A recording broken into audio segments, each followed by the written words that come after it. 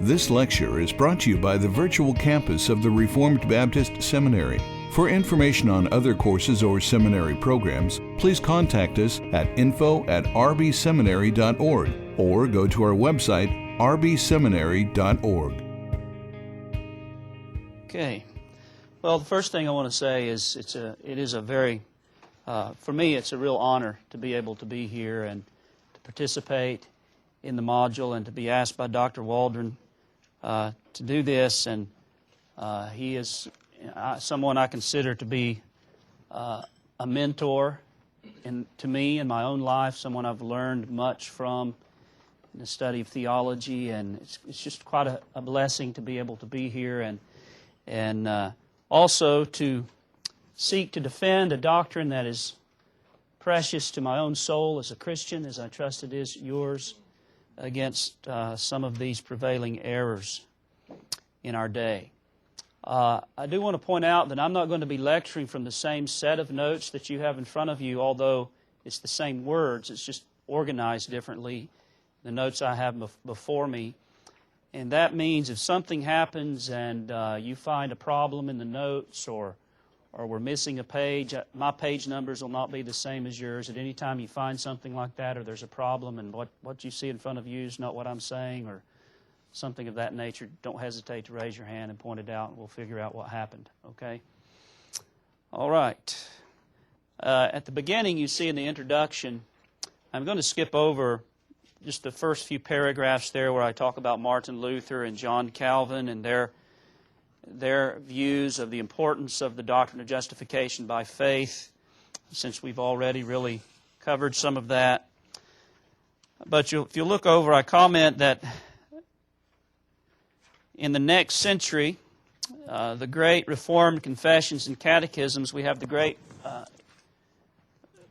Reformed catechisms and confessions in which the Reformed doctrine of justification is set forth most clearly.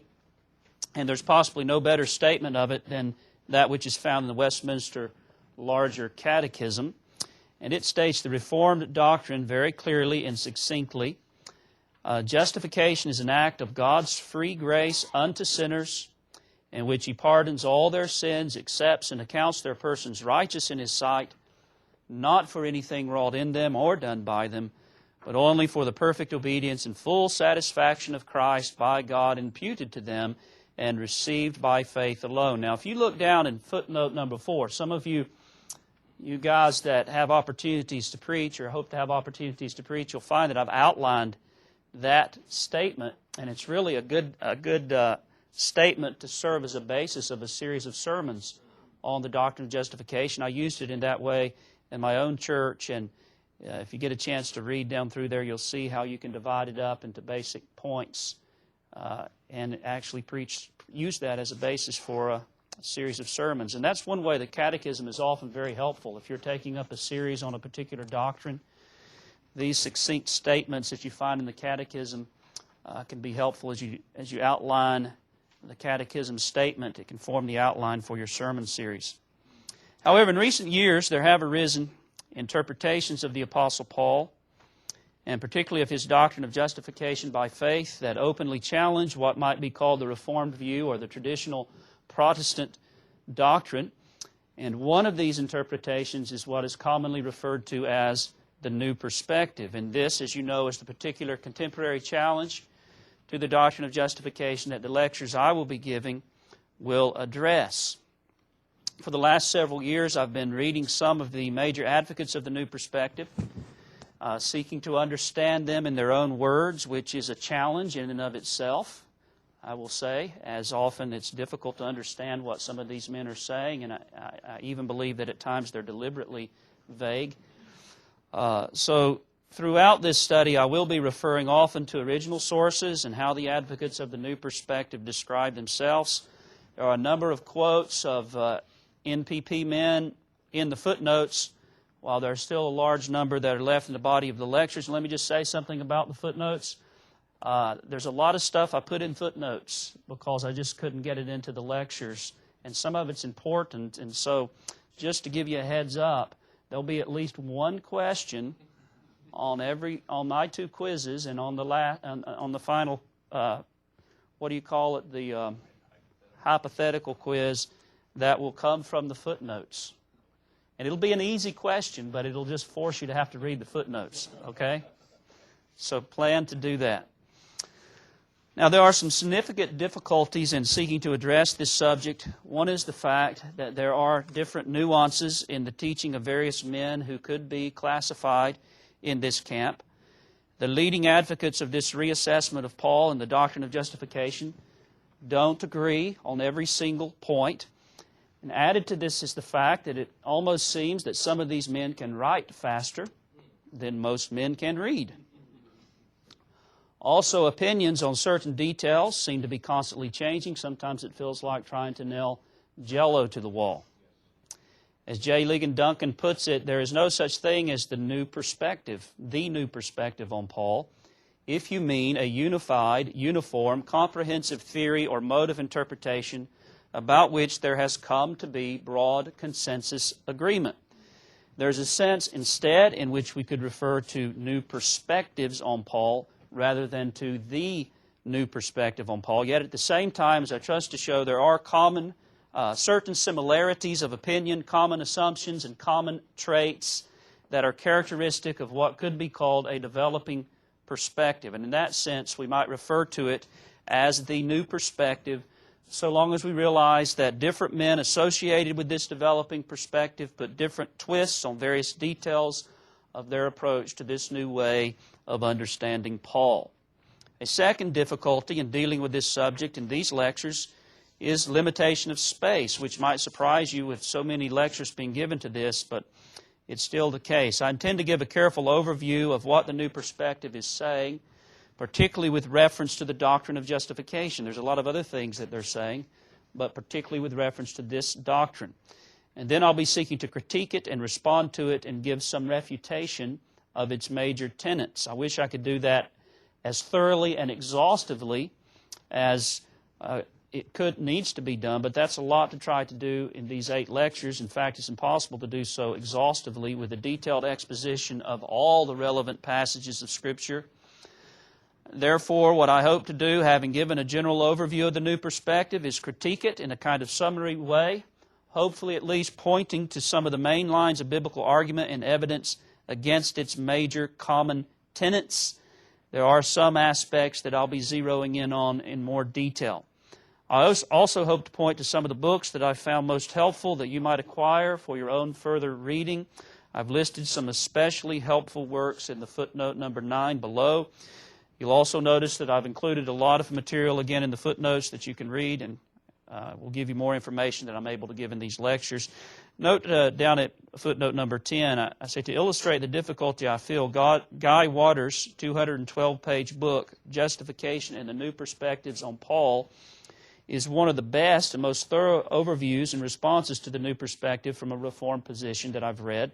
But his book is revised from 20 hours of lectures that he gave on the subject, and still one could argue that it's only an overview. And my goal is to focus primarily again on those aspects of the new perspective on Paul that most directly touch on the doctrine of justification by faith, and then to seek to point the way to how the errors of the new perspective in that regard can be exposed and refuted. So, we begin with the new perspective identified. Like most theological movements or novel teachings, the new perspective did not develop in a vacuum.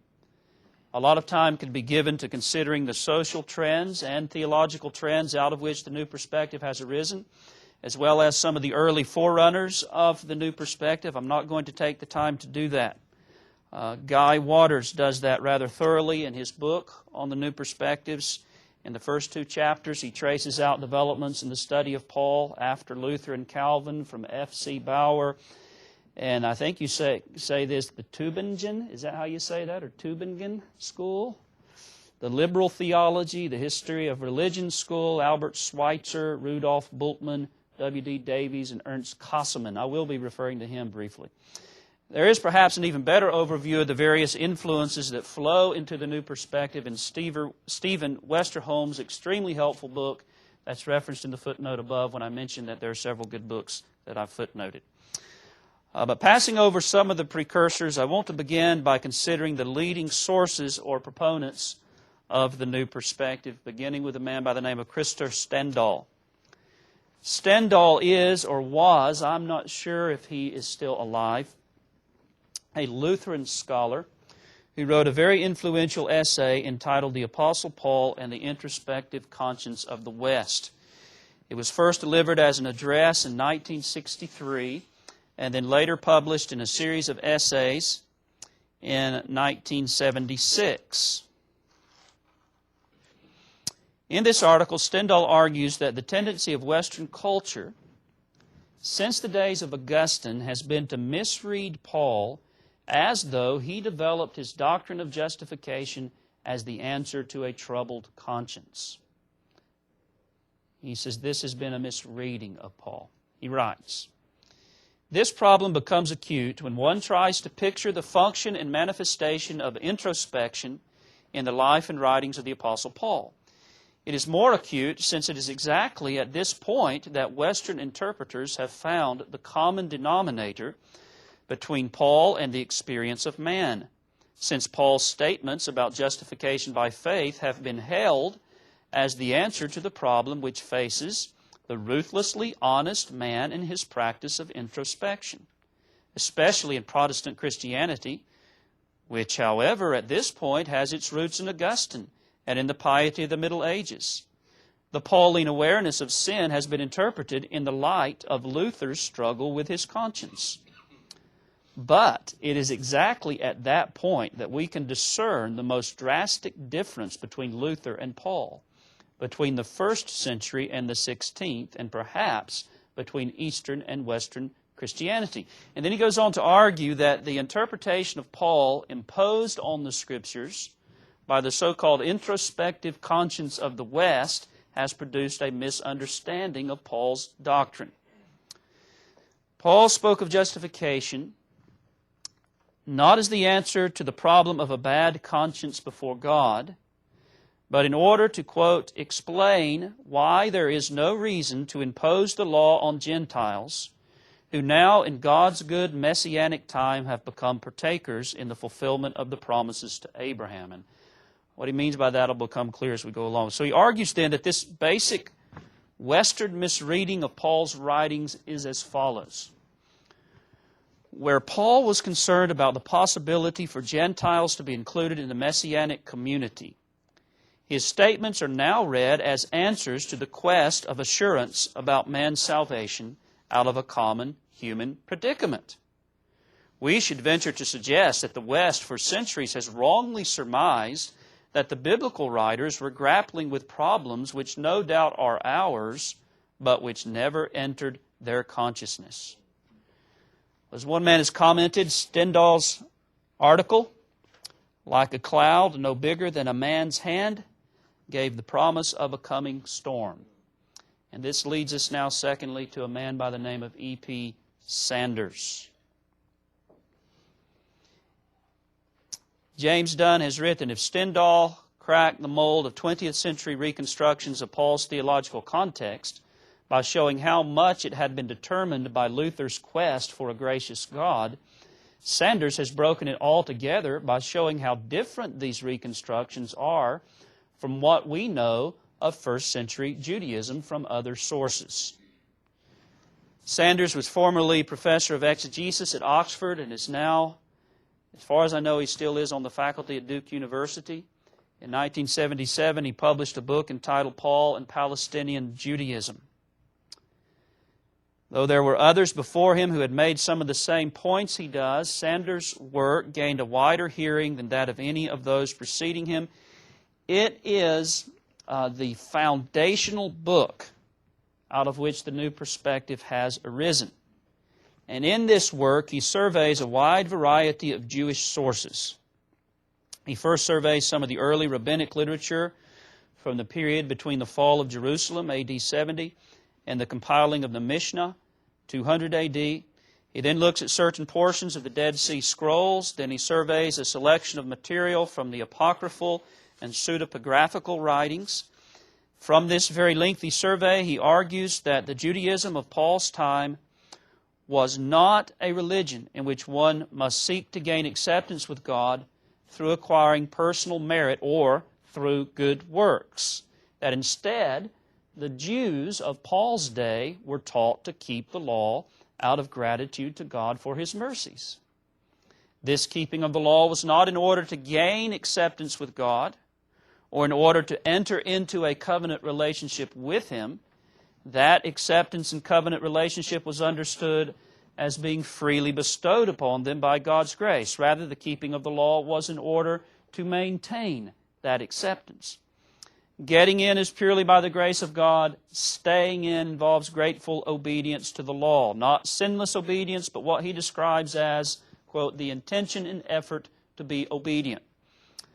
This does not earn acceptance, it simply maintains that acceptance. And Sanders calls this pattern of religion covenantal nomism. And you want to remember those words, covenantal nomism. They come up often in discussions about the new perspective. Now, early in the book, he describes this covenantal nomism as he found it in the rabbinical writings in this way. God has chosen Israel, and Israel has accepted the election. In His role as king, God gave Israel commandments which they are to obey as best they can. Obedience is rewarded and disobedience is punished. In case of failure to obey, however, man has recourse to divinely ordained means of atonement, in all of which repentance is required. As long as he maintains his desire to stay in the covenant, he has a share in God's covenantal promises, including life in the world to come. The intention and effort to be obedient constitute the condition for remaining in the covenant, but they do not earn it. Near the conclusion of his study, he summarizes covenantal nomism in the following manner. 1. God has chosen Israel. And 2. Given the law. The law implies both 3. God's promise to maintain the election, and 4. The requirement to obey. 5. God rewards obedience and punishes transgression. 6. The law provides for means of atonement, and atonement results in 7. Maintenance or reestablishment of the covenantal relationship.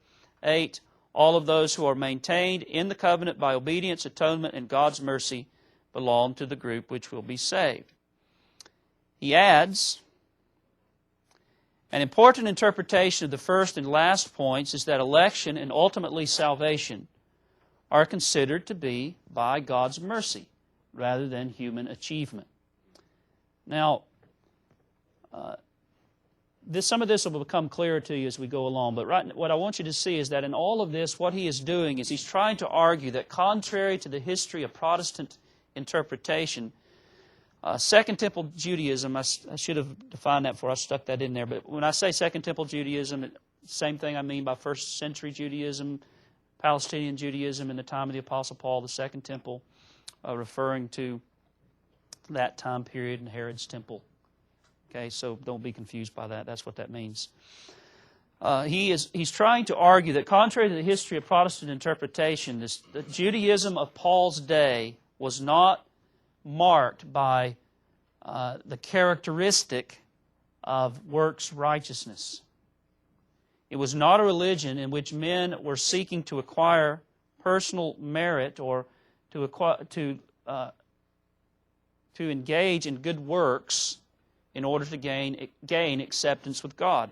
No, that it was essentially a religion of grace, a pattern of religion in which acceptance into a covenant relationship with God is a gift of God's grace, not something earned by keeping the law. Attempting to keep the law and availing oneself of repentance and various other means of atonement for one's sins is necessary in order to maintain one's covenant status, but it is not the way in which we acquire covenant status. Palestinian Judaism, according to Sanders and his survey of all of this literature, saw that status as being given by grace. So the main point for right now is that Sanders draws the conclusion that traditional Protestantism has been guilty of wrongly understanding Palestinian Judaism as a religion of works righteousness.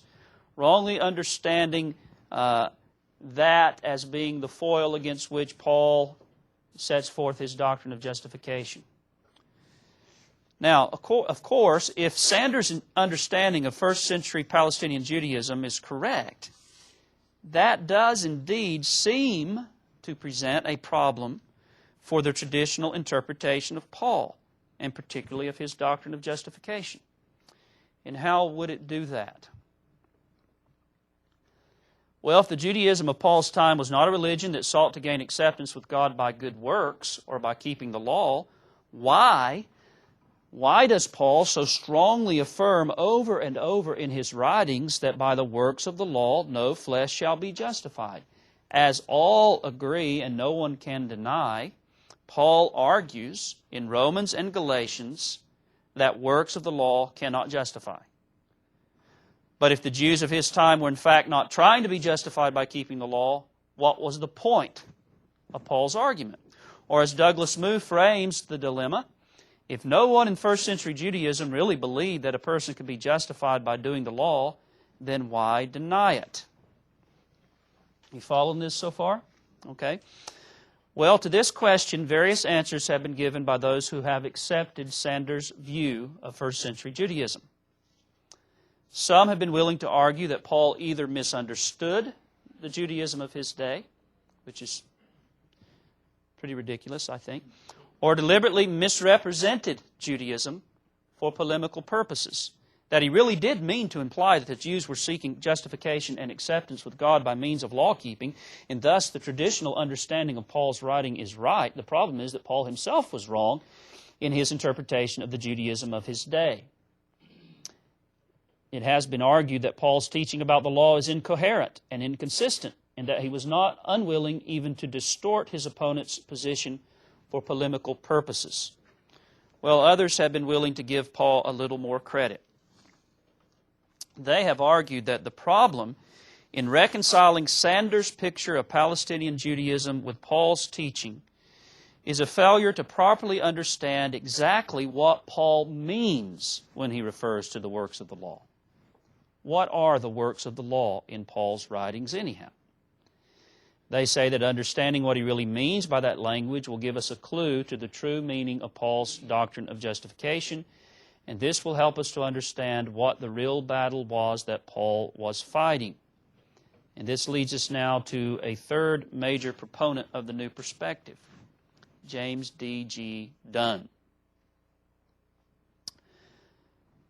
Dunn currently serves as the Lightfoot Professor of Divinity in the University of Durham, and the term New Perspective with reference to the study of Paul was actually coined by him in a lecture that he gave in 1982. And that lecture was later put into published form and is now reprinted in his book entitled Jesus, Paul, and the Law, Studies in Mark and Galatians. And that book contains a series of essays and was published in 1990. He has written extensively in the area of Pauline studies. I list some of the books there that are particularly relevant to our study, where he discusses his views, and I'll just let you look at those. Also, it is James Dunn who has written the 2-volume commentary on Romans that is part of the Word Biblical Commentary set that some of you may be familiar with. Some of those commentaries in that set are excellent. It does advertise itself as a repository of evangelical biblical scholarship. But the 2 volumes on Romans are written by this man, James Dunn. First of all, Dunn generally accepts Sanders' interpretation of Palestinian Judaism. He believes that Sanders has conclusively proven that Judaism at the time of Paul did not teach a doctrine that salvation is earned by good works or by law-keeping. Thus, he agrees with Sanders that the Reformation understanding of Paul's doctrine of justification is wrong. The point of controversy between Paul and Judaism was not that Paul's Jewish opponents believed that obedience to the law is the means of acquiring favor with God. Judaism was essentially a religion of grace. But then, building upon Sanders' work, it could be argued that Dunn's major contribution to the new perspective is his answer to the question, well then, what was Paul's controversy with the Jews about? If the Jews were not trying to gain acceptance with God on the basis of obedience to the law, Why does Paul keep insisting in his epistles that we are justified by faith and not by the works of the law? Well, Dunn argues that the answer to this question is found in rightly understanding what Paul is referring to when he speaks of the works of the law. I can do no better than first to quote one of the friends of the New Perspective in his summary of Dunn's teaching. This is from a booklet by Michael Thompson, which Dunn himself reviewed before it was printed. And he writes, Dunn's major contribution consists in his view that the works of the law Paul opposed in Galatians primarily referred to circumcision, keeping the religious calendar, and observing the dietary laws that distinguished Jews from Gentiles. Drawing on insights from sociology, Dunn calls these particular works of the law the badges or boundary markers of Judaism. Paul opposed these practices because they function to separate people whom Christ died to bring together. In short, Paul's target was not an insistence on basic moral behavior, but on particular religious practices that differentiated Jews from Gentiles, demonstrating the former group's status as members within God's covenant. Now, let me give some quotes from Dunn himself which confirm the accuracy of this summary, and there will be several others later.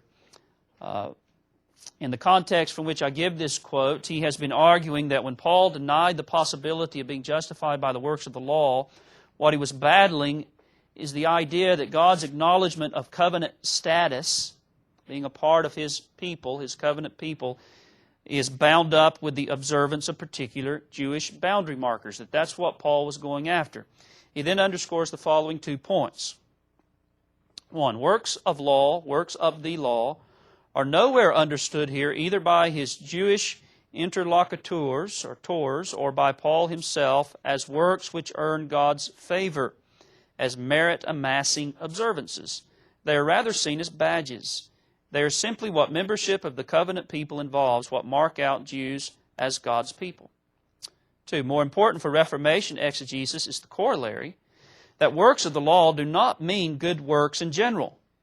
Good works in the sense disparaged by the errors of Luther, works in the sense of self-achievement. The phrase works of the law in Galatians refers precisely to these same identity markers described above, covenant works. Those regulations prescribed by the law which any good Jew would simply take for granted to describe what a good Jew did. To be a Jew was to be a member of the covenant, was to observe circumcision, food laws, and Sabbath.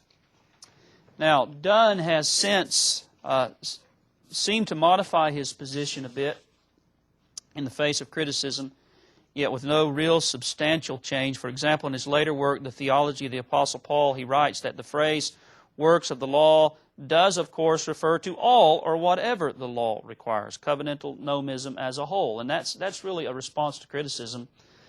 However, he then immediately follows in the next sentence with these words, but in a context where the relationship of Israel with other nations is at issue, certain laws would naturally come more into focus than others. We have instanced circumcision and food laws in particular.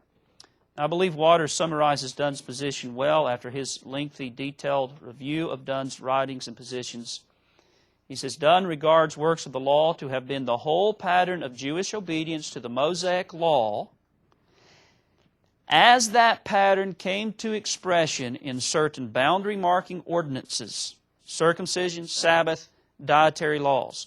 Paul's critique, then, is directed at individuals who would, in pride, cling to certain boundary markers to the exclusion of Gentile believers.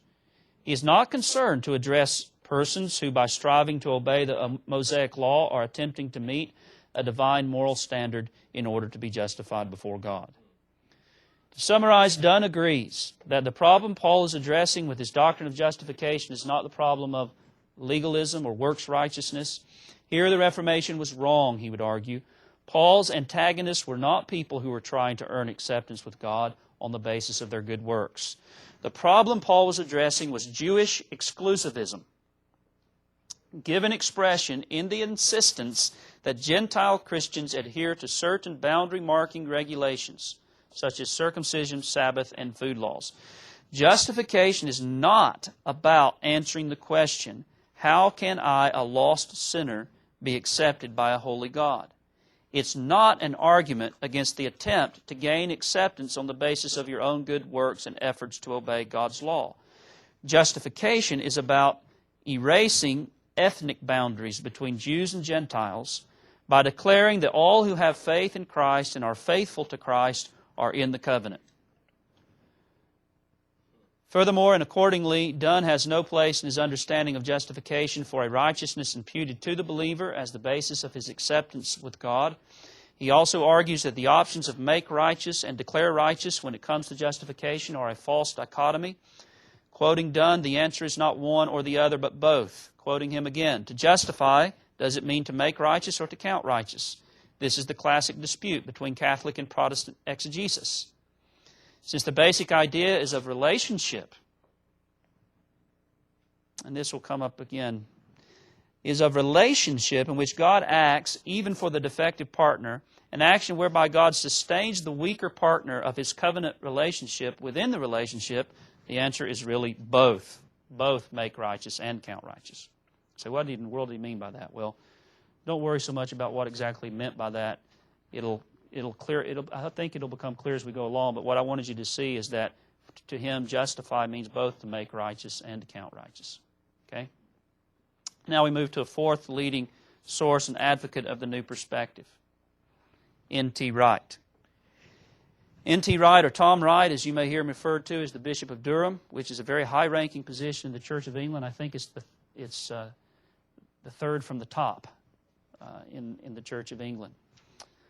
He is a prolific writer, and without question, he is the most, in my opinion, most influential advocate of the new perspective among evangelicals, and there are at least two reasons for that, it seems. One is that Wright styles himself as an evangelical and associates with evangelicals.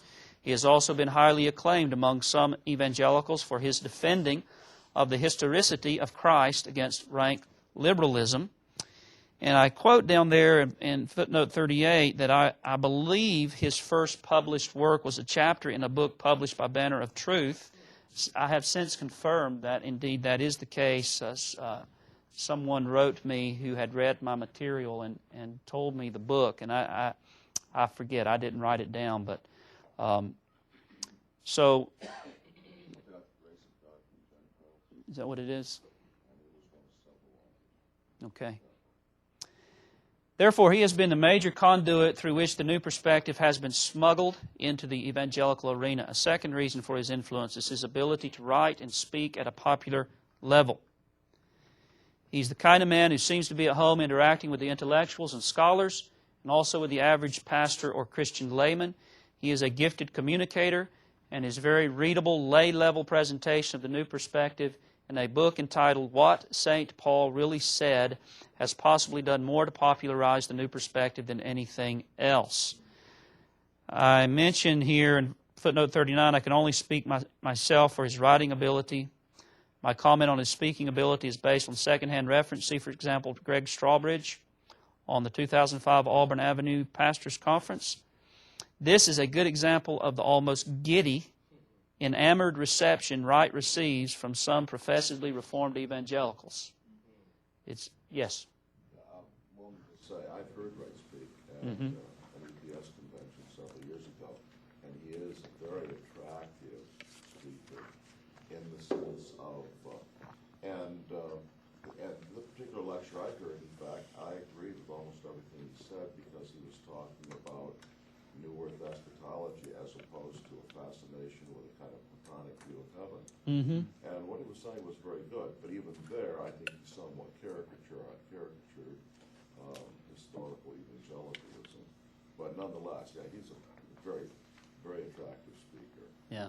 In the most recent book he's written that I just finished reading here, he actually takes that up, and it is very good what he says about that, but he gives the impression that evangelicals have never believed what he's talking about, or we all believe that heaven in the by and by is all that there is, yeah. That is, let me just say, that is something that is typical with some of these guys. They do often caricature Reformed theology in their writings, and we'll talk about that a little bit more as we go along. Well, what are some of the characteristics of the teaching of N.T. Wright? And let me emphasize the characteristics as it relates specifically to the doctrine of justification. There are things that N.T. Wright says that are good. There are things that he says that are problematic, that are not so directly related to the doctrine of justification, but I'm just going to focus on those things that are. First of all, Wright agrees with E.P. Sanders' basic interpretation of Second Temple Judaism. Commenting on Sanders, he writes, "Serious modifications may be required, but I regard his basic point as established." Describing what he calls Sanders' major point, he writes, "Judaism in Paul's day was not, as has regularly been supposed, a religion of legalistic works righteousness. If we imagine that it was and that Paul was attacking it as if it was, we will do great violence to it and to him.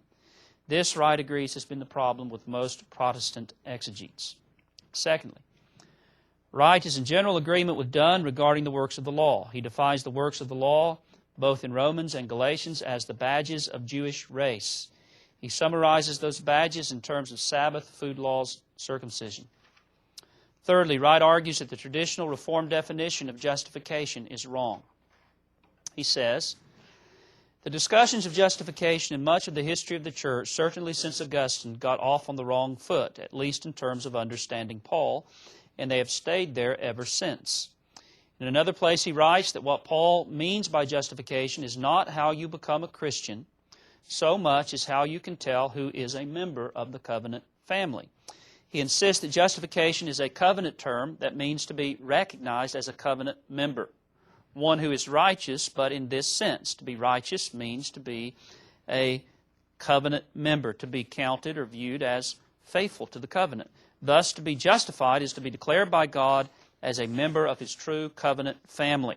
It has nothing to do with how you become a member. It's the recognition that you are a member. A repeated aspect of what Wright stresses in his writings is that justification is a doctrine that is not really properly placed in the realm of soteriology. It's not about how to be saved, how to be right with God, or attain acceptance with God. It's not about defining the gospel. Its proper place is in the realm of ecclesiology. It's all about defining who the people of God are. Not about how you get in, but about defining who is in God's covenant community. Justification is God declaring that all who believe in Christ, all who confess Christ as Lord, are in the church, in the covenant, are covenant members. They belong to the family of God. That's what justification is. Fourthly, Wright, perhaps as you can already see, advocates a very limited and specific understanding of the term righteousness or righteous in its various forms. For example, he, together with other advocates of the new perspective, argues that the righteousness of God in Paul's writings is to be understood as referring to God's covenant faithfulness. This somewhat broad brush equating of the righteousness of God with covenant faithfulness has become something of an accepted paradigm among many scholars. It is argued that righteousness in the Old Testament is a relational concept connected to God's covenant with Israel. God's righteousness is His saving activity and power within a covenantal framework. John Piper refers to this as what has become a controlling biblical theology paradigm that exerts a controlling effect on the exegesis of texts that clearly do not support it, which is something I'll be seeking to demonstrate when we get into the exegetical part. The concept is partly owed to the work of Ernst Kasselmann, is that how you say his name? Who was a student of Rudolf Bultmann. According to Waters, Kasselmann argued that Pauline justification was fundamentally corporate.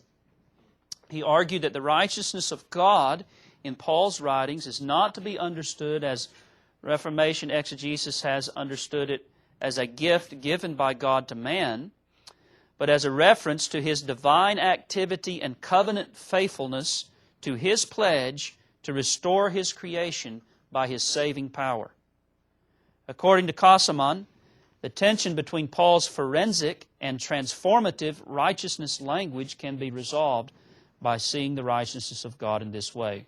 Waters summarizes. First, Cosman cuts the Gordian knot involved in sorting out the judicial or juridical transformative language in Paul by resolving the language of righteousness into cosmic saving power.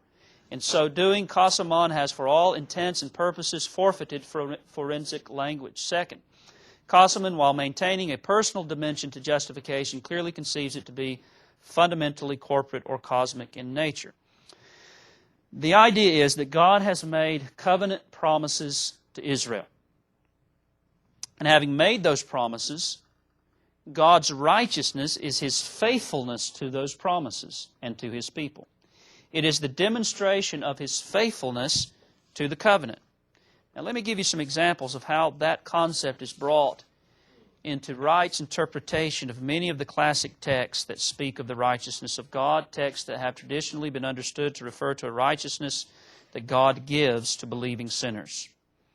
Paul writes in Romans 3:21-22, "But now the righteousness of God, apart from the law, is revealed, being witnessed by the law and the prophets, even the righteousness of God through faith in Jesus Christ, to all who believe." According to Wright, the righteousness of God here refers to God's covenant faithfulness. The covenant faithfulness of God, apart from the law, is revealed. Even the covenant faithfulness of God through faith, or as he prefers, through the faithfulness of Jesus Christ to all who believe. Another example in his interpretation of 2 Corinthians 5:21. When Paul speaks of Christ, I think we're all familiar with that text, Christ who knew no sin, being made sin for us, that we might become the righteousness of God in Him. According to Wright, Paul is speaking of himself and his apostolic colleagues as having become, in some way, the living embodiment of God's covenant faithfulness. That we refers to Paul and his apostolic colleagues, that we might become the righteousness of God in Him, refers to Paul and his colleagues in their ministries being the living embodiment of the covenant faithfulness of God. Now more on this later. That's just to give a couple of examples of how this concept enters into his interpretation of some of these texts. So the righteousness of God in Paul's writings, according to Wright, refers to God's covenant faithfulness. Then from the human side, righteousness refers to covenant membership. To be righteous is to be a member of God's covenant people. In other words, and this is important, righteousness does not refer to conformity to some absolute divine standard of moral rectitude. That's not what righteousness is. A righteous man is a man who is considered faithful to the covenant or a legitimate covenant member. Thus, to be declared righteous is to be recognized as a covenant member. Now, let me give an example of how this plays into his interpretation of Paul's well-known statement in Philippians 3:9.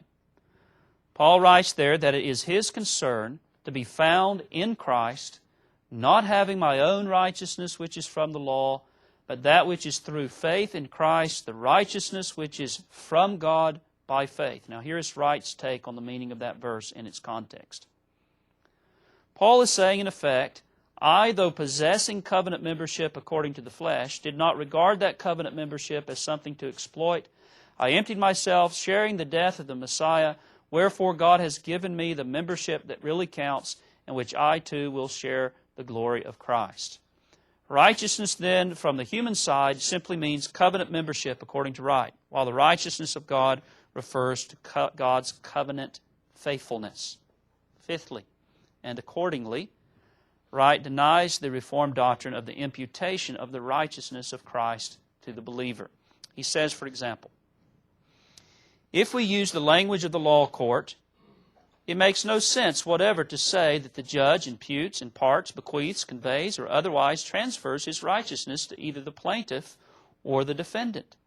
Righteousness is not an object, a substance, or a gas which can be passed across the courtroom. To imagine the defendant somehow receiving the judge's righteousness is simply a category mistake. Notice footnote 54. You may notice that this is a caricature of the Reformed doctrine, and also that he fails to bring into the equation that there's another person in the courtroom.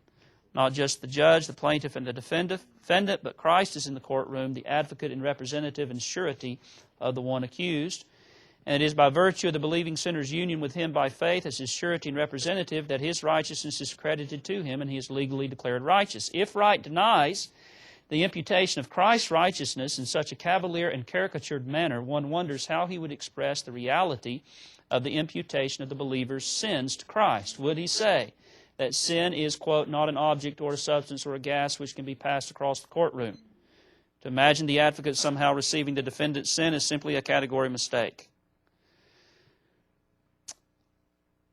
Sixthly, in Wright's doctrine of justification, faith, instead of being the instrument by which Christ and justification are received, as we've learned this week, I trust we believe that, but as we have been confirmed in our understanding of that this week, in Wright's system, his theology, faith is effectively put into the place of being the basis of our justification. Let me explain.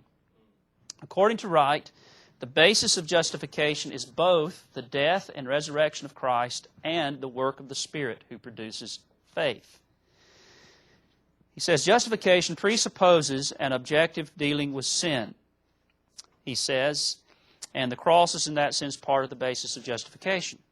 But also, justification presupposes the work of the Spirit and can therefore be said to take place on the basis of faith. Thus, his doctrine includes the idea that justification is based partly upon the work of the Son and partly on the work of the Spirit. Now listen to these statements. Now remember that Wright rejects the doctrine of the imputation of the righteousness of Christ as the basis of the believer's justification. But here are some statements of his understanding of the basis of justification. Justification takes place on the basis of faith because true Christian faith, belief that Jesus Christ is Lord and that God raised Him from the dead, is the evidence of the work of the Spirit and hence the evidence that the believer is already within the covenant. He anticipates the question, but why should Christian faith be the reason for God's declaration that the believer is in the right? And he means by in the right that he is in the covenant. The answer is that Paul understands faith to be the true fulfilling of the law. Now you see how that cuts against what we've been taught this week. He thinks that he avoids the charge of thereby making faith in his understanding a justifying work, and thus teaching justification by works when he says, this faith is of course not a work done to earn God's favor, nor is it to be equated with righteousness understood as a moral quality. It is simply the evidence of the work of grace in the heart. So according to Wright, faith is both the evidence and the basis of justification. Just below that last statement, he adds, this is the answer to the question, why faith? Now, you're going to notice his answer to that question is completely different than Calvin's answer to that question or to Spurgeon's answer to that question that was quoted yesterday. Why faith? Faith is the evidence of grace. And when God sees it, He therefore rightly declares that the believer is in the right. So Wright says that justification is the declaration that one is in the covenant, has covenant status. That declaration is based on faith, which is not the instrument by which we get in, as it were, but the basis of the recognition that we are in. This faith is the evidence and effect of the work of the Spirit in the heart. So on the basis of this faith produced in the heart by the Spirit, we are recognized as covenant members, or we are justified. One might even say that we are justified by faith alone, but certainly not in the sense the Reformers meant it, and I trust we mean it. My point is that his new perspective makes faith the basis of justification, at least partly, and not merely the instrument of justification. It is not the receptive instrument by which Christ and His righteousness are received and rested upon. It is the badge by which we are recognized to be members of God's covenant people. Seventhly, Wright sometimes speaks of justifying faith as amounting to the same thing as faithfulness. Faithfulness is not just a fruit of justifying faith and an evidence of justifying faith. It is an element of what justifying faith is. For example, he writes, faith and obedience are not antithetical. They belong exactly together. Indeed, very often the word faith itself could properly be translated faithfulness. For Wright, faith is the badge of present justification, while faith, conceived of as faithfulness or a life of faithful obedience, is the basis of continuing and future justification. Now that'll have to be fleshed out a little bit later. Well, this is a summary of the major contributions and teachings of men who could be called the leading proponents of the new perspective. This is not all these men teach concerning the interpretation of Paul that is problematic. There's a whole host of things. I've tried to limit myself to those things that relate most directly to their understanding of justification by faith. Having surveyed the leading proponents of the new perspective, let me summarize now its primary tenets. Its primary tenets. First century Judaism was a religion of grace. There's the acceptance of the argument based on E.P. Sanders' book that Second Temple Judaism was essentially a religion of grace, that it was not a religion marked by legalistic works righteousness as typically interpreted in the Protestant and Reformed tradition. Secondly, therefore, since this is the case, the problem Paul's doctrine of justification addresses is Jewish exclusivism, not how can a sinner be right with God. Done. Justification by faith was Paul's answer to the question, how is it that Gentiles can be equally acceptable to God as Jews? Done again. The leading edge of Paul's theological thinking was the conviction that God's purpose embraced Gentile as well as Jew, not the question of how a guilty man might find a gracious God. Wright asserts, the Pauline doctrine of justification by faith strikes against all attempts to demarcate membership in the people of God by anything other than faith in Jesus Christ. Particularly, it rules out any claim to status before God based on race, class, or gender. Now, there's a sense in which that's true, isn't it? There is a sense in which that's true, but there's more to it than that. Works of the law in Paul's epistles refer primarily, thirdly, to Jewish boundary markers. This would be the third major primary tenet. Done. Works of law are what distinguish Jew from Gentile. To affirm justification by works of law is to affirm that justification is for Jews only. It is to require that Gentile believers take on the persona and practices of the Jewish people. Right. Israel was determined to have her covenant membership demarcated by works of Torah, that is, by the things that kept that membership confined to Jews and to Jews only. Later he summarizes these in terms of Sabbath, food laws, and circumcision. Fourthly, fourth tenet. Righteousness terminology refers either to covenant faithfulness or to covenant membership. The righteousness of God is God's covenant faithfulness and never a righteousness He gives to believers or merely a righteousness He approves for sinners.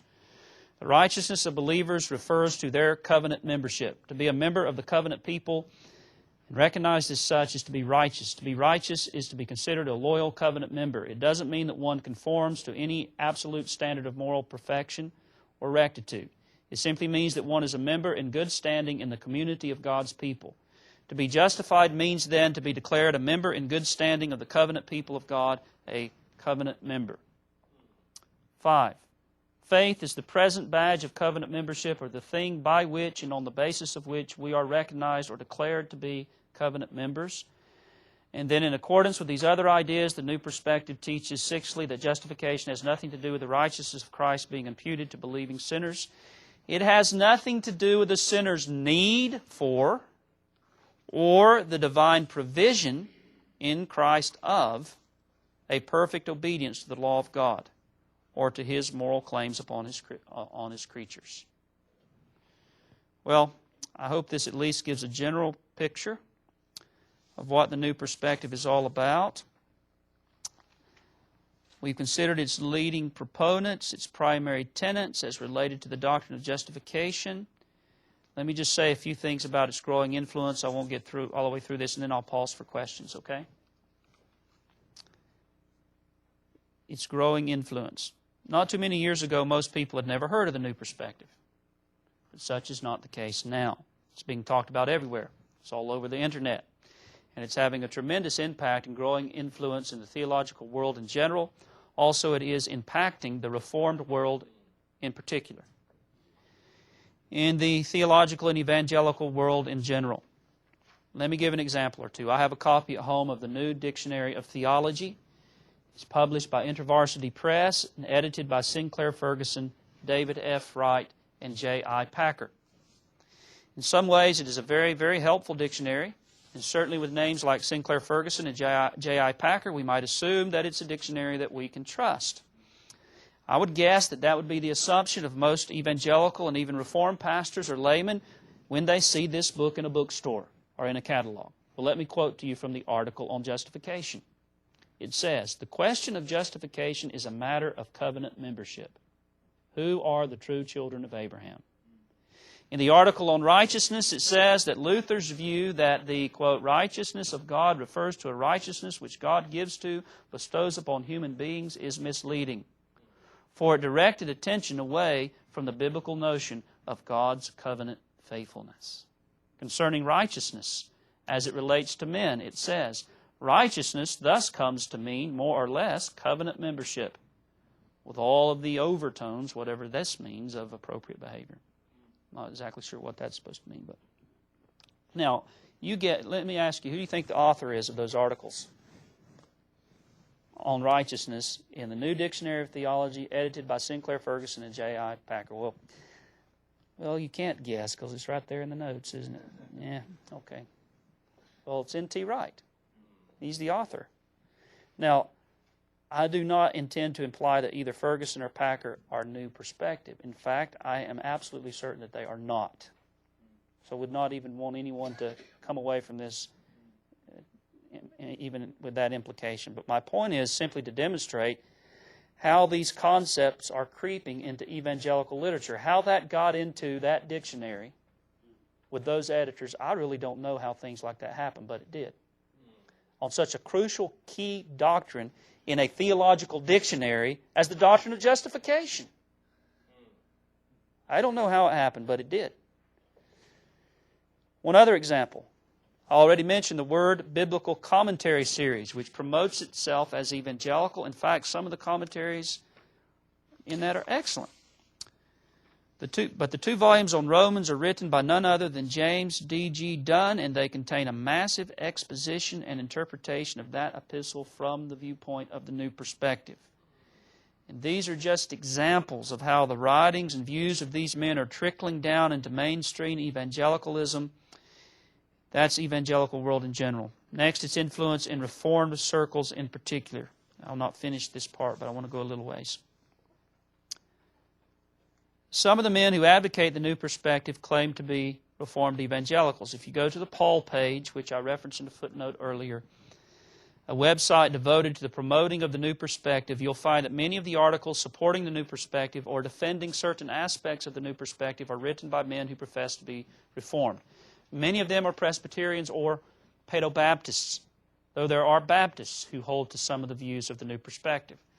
There is no doubt that this teaching has infected and influenced to varying degrees men that in the past we ourselves would have referred to as generally solid men. I mentioned, for example, John Armstrong. Many of you will be familiar with his name. He is the editor of the Reformation and Revival Journal. Ironically, he is also one of the authors of the book, Justification by Faith Alone, Affirming the Doctrine by which the Church and the Individual Stands or Falls. It's an excellent book. It's co-authored with Joel Beakey, R.C. Sproul, John MacArthur, John Gershner, and it's partly in response to the push to bring evangelicals and Roman Catholics together when that document came out in 1994 that caused such a stir. Armstrong wrote the chapter on the sufficiency of faith for justification in that book.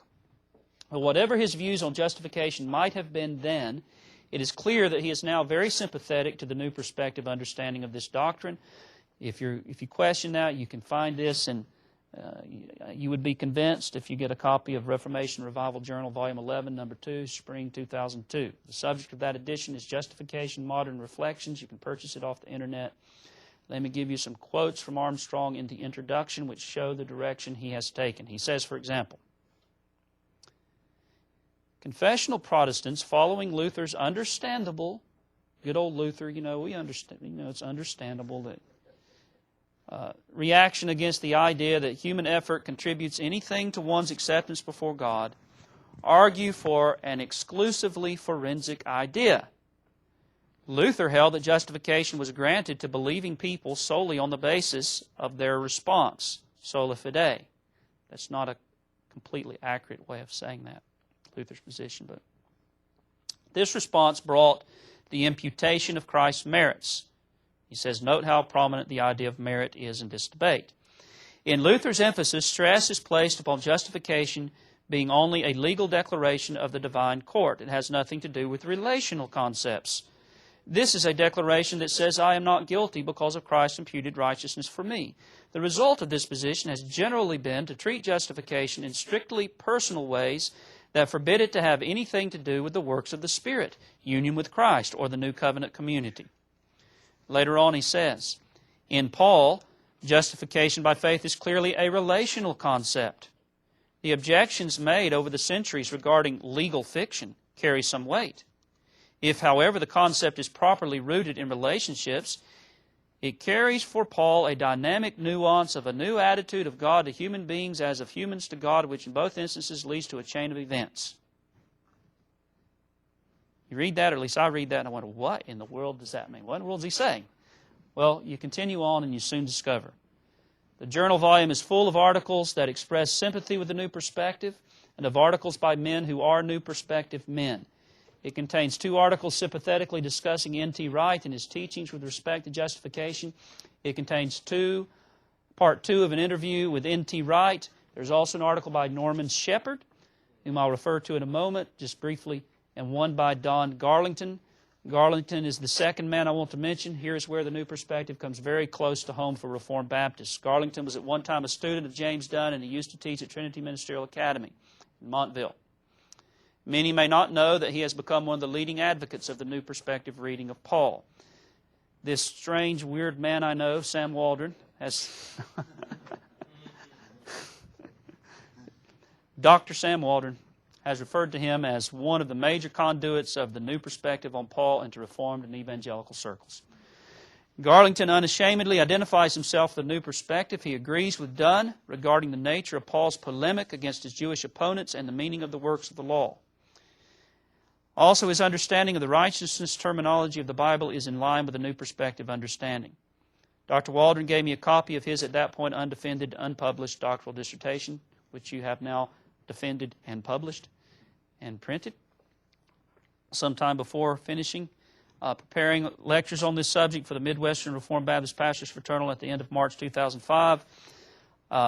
You haven't actually heard this material. I thought that you would be this week. You didn't actually cover Garlington, but in the book you will note that he carefully outlines the departures of Don Garlington, and then, as we have seen, Daniel Fuller and Norman Shepherd, another man I'll refer to in a moment, from the Reformed doctrine of sola fide, their own protests and claims to be Reformed notwithstanding.